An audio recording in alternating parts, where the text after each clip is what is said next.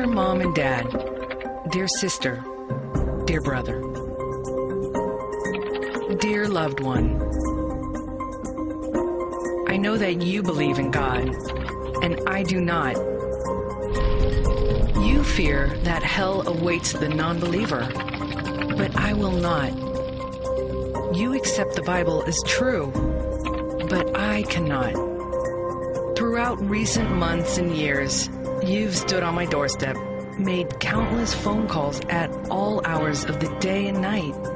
sent me long letters, given me books and sermons, invited me to church, and prayed nonstop for my salvation.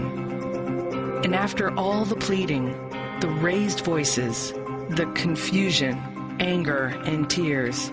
after all we've been through, I know how frustrating it must be that I still do not see things your way.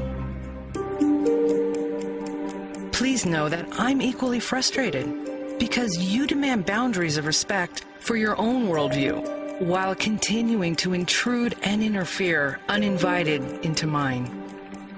This brings us to a critical moment where I must say some difficult things and draw a very clear line in the sand. If you continue to misrepresent the theory of evolution by using the word theory in an intellectually dishonest way, we have nothing more to talk about.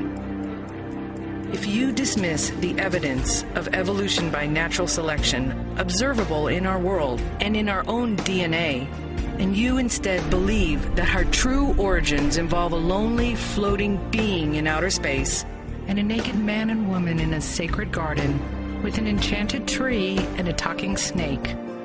we have nothing more to talk about.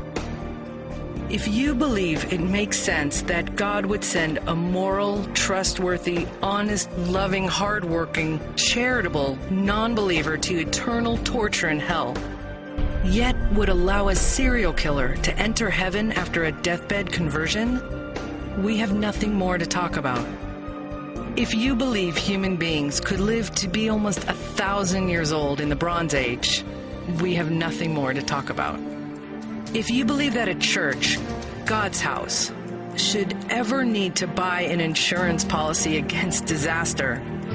we have nothing more to talk about. If you'd pay a $2,000 insurance deductible toward an invasive surgical procedure performed by trained doctors, recover over a period of weeks with prescription medications invented by scientists, and then thank God for His divine healing, we have nothing more to talk about. If you believe it's moral and righteous to thrust the tip of a sword into the beating heart of a baby,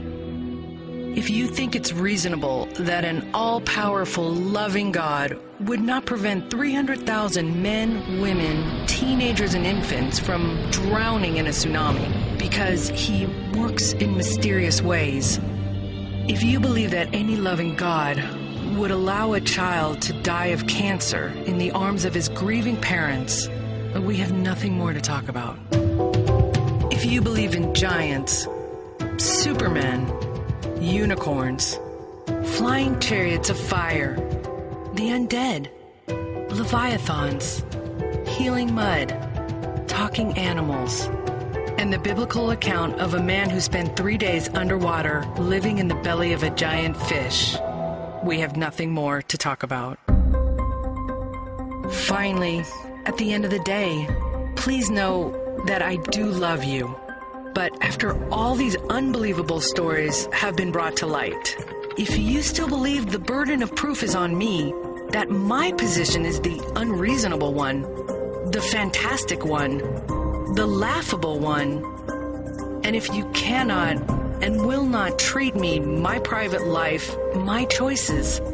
my personal boundaries, and my worldview with the respect I've so often asked for, we have nothing more to talk about.